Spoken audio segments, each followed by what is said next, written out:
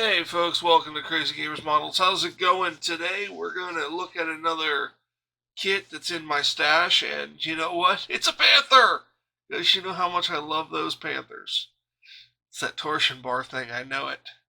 So this is Takom's Panther A. This is an early production with a full interior. Of course, you know it's not a toy. It's a static display model. Track assembly is aided with the use of a jig. It's a link and length style track included. I have videos on this specific kind of track on the channel. All hatches can be built in the open or closed position, and it does include PE, very little PE. So here is the schemes, and here is the interior, what it will look like if you follow their instructions. Just gonna cut the tape on it. Now, like I said, this is my first time looking in this box, but if you are familiar with the channel, I have looked at a lot of Panthers. And then here is sprues. There is a lot of sprues. Now, I have been a fan of Panthers ever since I built my first Panther when I was a kid. And now that they have all these with full interiors and all the detail you can put into them, I like them even more.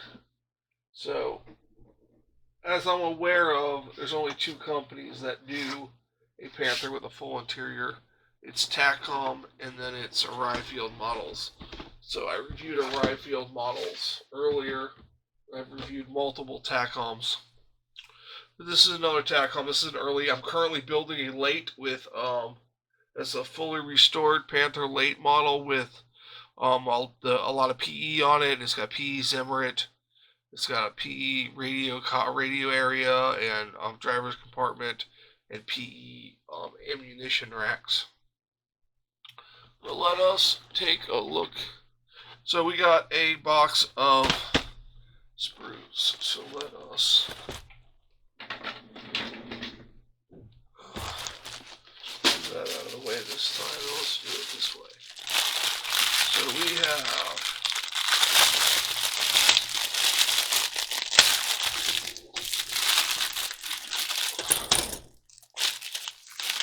a piece that has fallen off. That's actually the first in a Takom, I believe.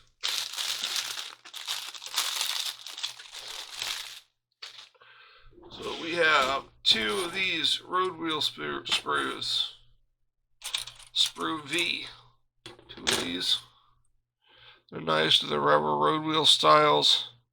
I'm not sure if there's the right number of bolts. This looks like the 24 over the 12. So I'm not sure if that's correct or not. So we have two sprues of the road wheels. And we have two of sprue D and E. We can see where our part came off of.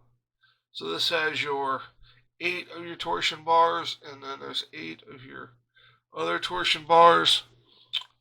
These torsion bars aren't bad. They do take a lot of cleanup. That's my biggest gripe with this kit. I think the torsion bars are more of a pain than the tracks, and you'll see the tracks here in a minute.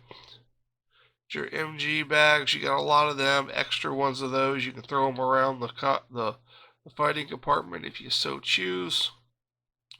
Actual suspension arms. Excuse me. And then we have our sprockets. Drive sprockets. And there's two to choose from. There's this one right here, then there's this one that gets a piece from, I believe it's E sprue, but I'm not sure which one. So that is the D and E sprue. And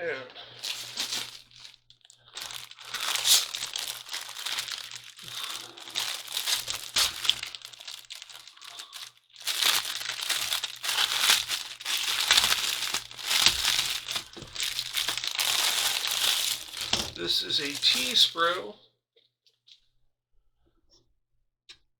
And what we have here is our side pieces. This is the outside of our side pieces. This is our lower skirts, fenders, fuel tanks, more fender pieces. This is our internal bulkhead that separates the engine compartment from the fighting compartment. These are our vent covers over the engine. Some slide molded muffler covers and some slide molded pieces here.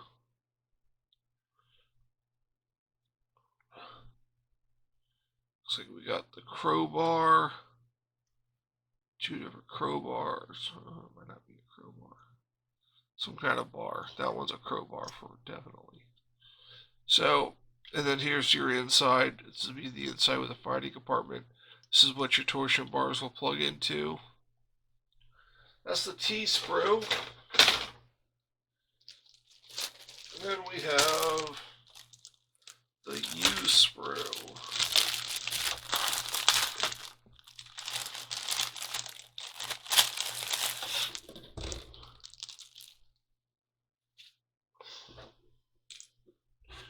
And we have two different fan covers here. We have a hatch. I believe this is the engine cover hatch, or one of the pieces of the engine cover hatch. This is your side skirting. How's your fan covers? And you have some of your tools with the handles on the mounts. Here's your sledgehammer, axe, shovel, jack handle, and then your side plate mounting brackets for your tools and your track. I believe these pieces here are for the tracks that go on the side of the tank. And here is your, I believe this goes over the driver's compartment for the radio operator and the driver's escape hatches, which were removed in later models. And then we have the B sprue, which is your ammunition. Now, interesting thing about this, on my Panther late model, I took a look at this ammunition. It's not bad. It has a mold seam down either side of it, and the connection points aren't too bad. But it takes about, to get a true metal paints, to get a nice brass shell finish and a nice tip, you're looking at 10-15 minutes a shell, and there's 96 shells. So about 1,000 minutes of just ammunition work if you want to take your time doing it. You may be able to do it quicker, but that is how long I planned it to take me to do each piece of ammunition. And there is 96.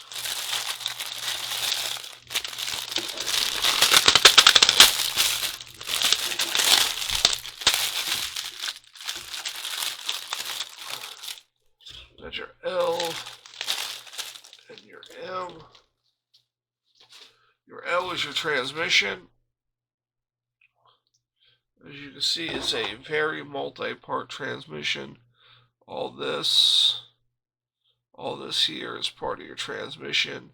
You have some slide molded pieces here. These are all transmission pieces. This is your suspension arm cover for the radio operator.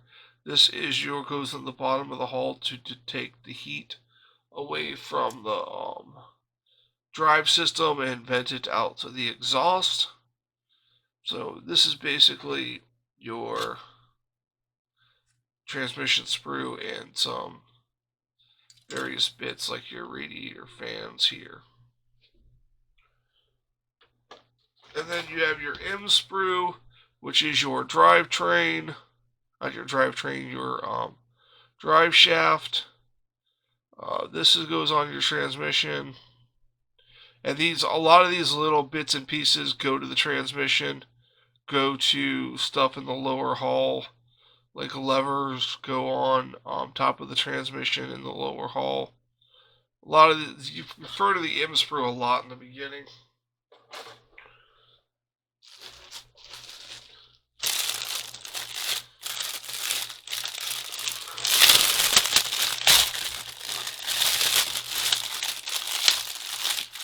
Then we have J2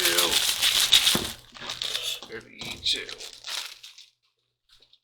So we have the inner glacis piece for the hull for real armor thickness, and then we have the rear exhaust panel here.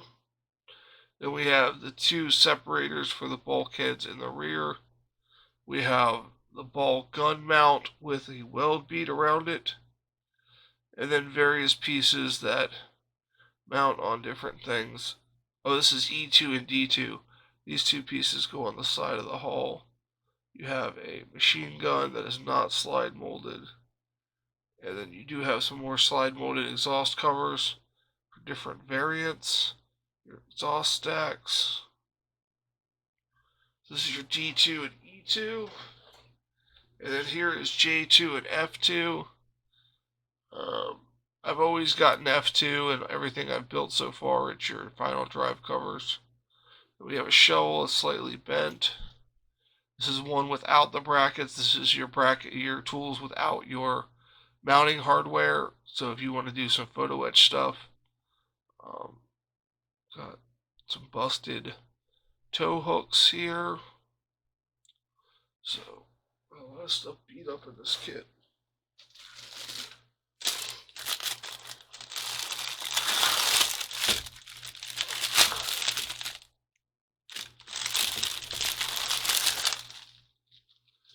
Alright, and then we have the G sprue. We have our turret floor.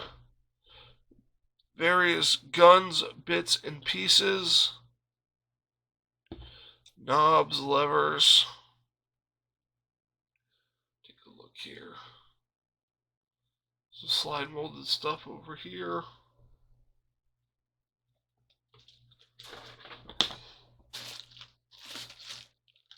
We have the lower hull section.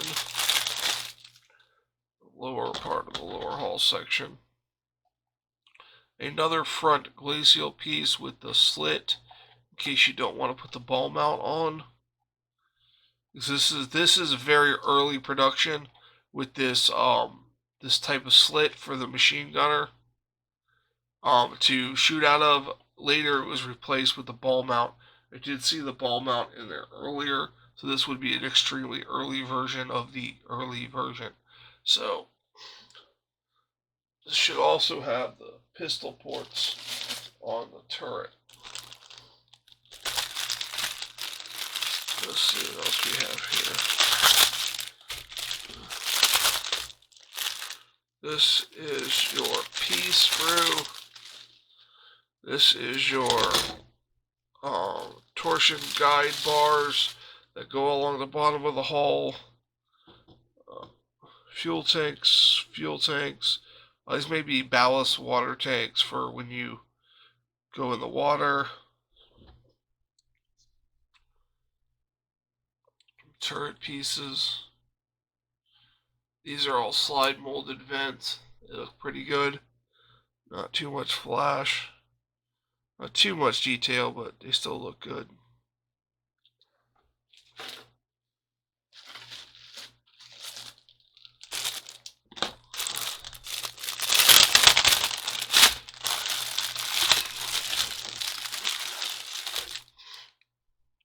And we have the Commander's Cupola's covers, because they were just sight blocks, they weren't periscopes. Oh wait, it does come with a periscope option. So you can either do the sight block cupola, or you can do the periscope cupola, because that was changed later on. When I build this, I have all the dates on when stuff was changed, and we'll pick a year, and we'll build it to that year. I'll probably do one of the earliest versions with all the crazy whack job stuff on it, because it's just the way I am. So we got your 3 cast mantlets. They all have a nice cast texture on it. Nice piece there. This one has the pistol port on it. Another piece that appears to be broken off. So,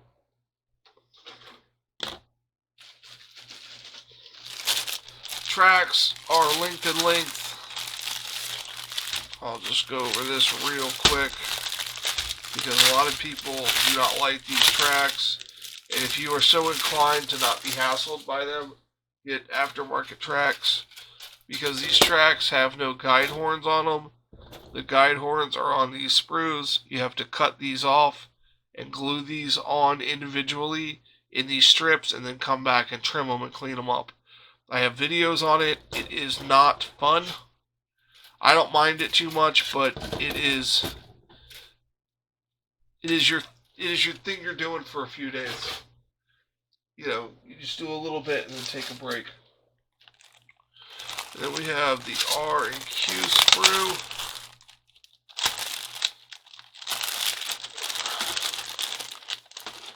I wonder if this will have the early Maybach engine in it. We'll find out in a minute. So this looks like it has some leather canvasy pieces. Some heads of ammunition if you want to go that route instead of the full shell. The racks for the ammo. And then this is your cross members for the floor and some pipes and hoses. And this is your lever bar system that goes across the top of the transmission for your levers for the driver. And then we have the engine sprue, which is the same as the late model of that I'm building currently. So it's the same sprue. It's the same engine sprue as every Panther I've built so far. And I've built the Berg Panther, and I'm building the late Panther, but I've looked at about 8 different Panthers, and about 6 Panthers, and the engine sprue has been the same.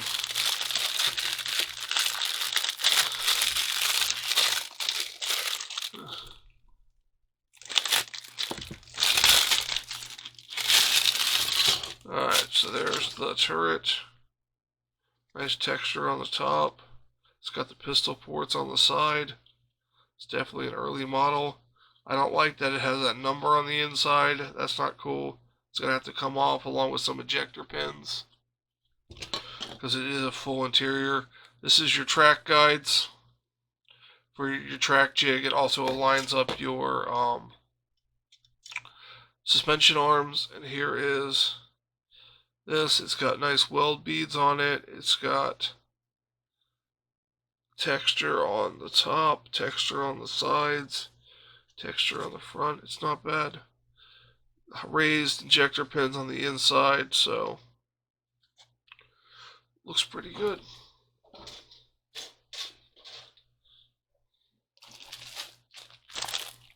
Alright, Panther Early A. Here's what we get in the bag.